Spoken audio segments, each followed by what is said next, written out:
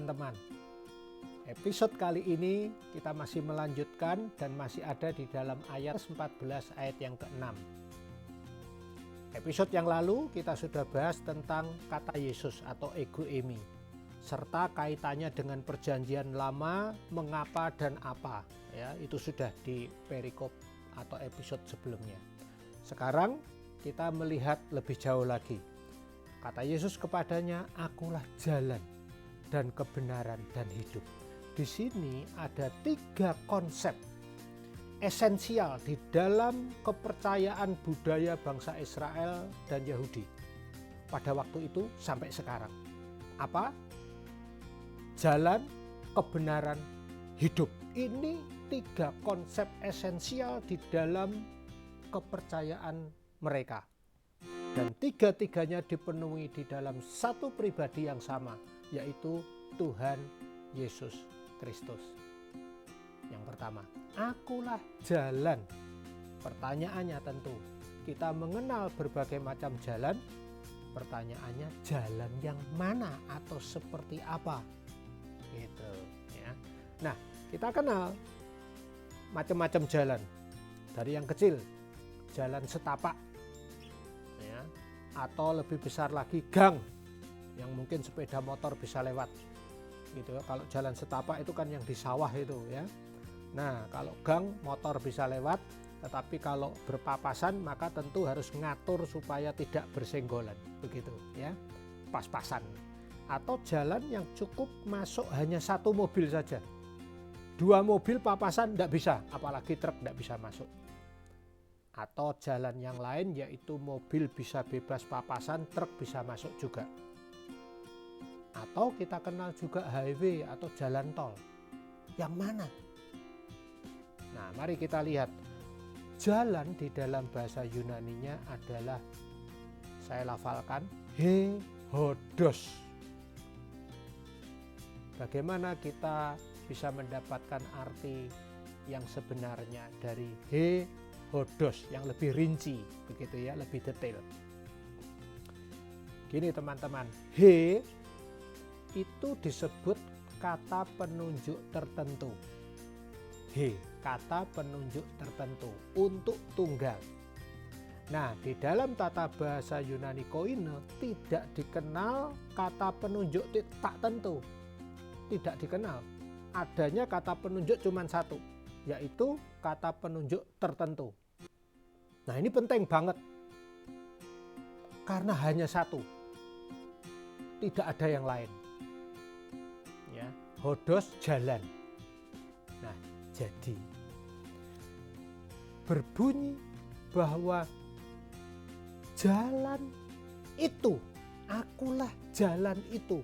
Artinya bukan jalan yang lain, tapi jalan yang itu. Hanya 1, tidak ada alternatif. Jelas ya teman-teman, cuman 1. Itu yang dimaksudkan oleh Tuhan Yesus. Sehingga akulah jalan itu artinya akuilah bahwa aku satu-satunya jalan itu. Untuk apa? Untuk sampai kepada Bapa di sorga. Nah, paham kita ya. Nah, dalam bahasa Yunani ada beberapa kosakata tentang jalan. Ada kata benda 4 kosakata, ada kata kerja 24. Cukup banyak ya, cukup banyak. Tetapi lebih ringan bagi kita karena hodos ini termasuk kata benda. Jadi kita cuma punya 1 pilihan di antara 4, yang 3 pasti salah. Nah, yang 1 itu adalah kata benda ini, hodos ini, kata benda bentuk tunggal itu jalan yang itu 1 cuman ya, tunggal. Maka yang paling tepat di sini memiliki arti sebagai berikut. 1. Jalan setapak. Jalan di sawah itu ya, di pematang sawah. Kalau kita berpapasan, wah kita harus ngatur posisi ya, supaya tidak bersenggolan dan kecemplung ke sawah gitu ya. Nah, atau bisa diartikan juga jalan ini gang. Ya, gang. Sepeda motor bisa lewat, tapi kalau sepeda motor berpapasan tidak bisa. Ya, cukup cuma satu sepeda motor. Kalau berpapasan dengan orang pun harus ngatur posisi supaya tidak nubruk orangnya atau tidak nubruk pinggiran gang itu. Ya. Nah, yang ketiga berarti juga jalan kecil. Artinya apa? Mobil bisa masuk satu tok. Tidak bisa berpapasan, apalagi truk tidak bisa masuk. Nah, jadi dari 3 arti ini kita dapat satu kesimpulan bahwa yang dimaksud jalan itu jalan satu pas-pasan. Jalan yang pas. Tidak ada alternatif lain. Maka kalau kita ada di jalan itu, kita harus konsentrasi ya teman-teman.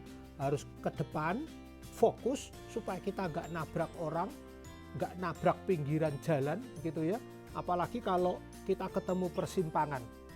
Jalannya sudah kecil, cukup untuk satu, ketemu persimpangan.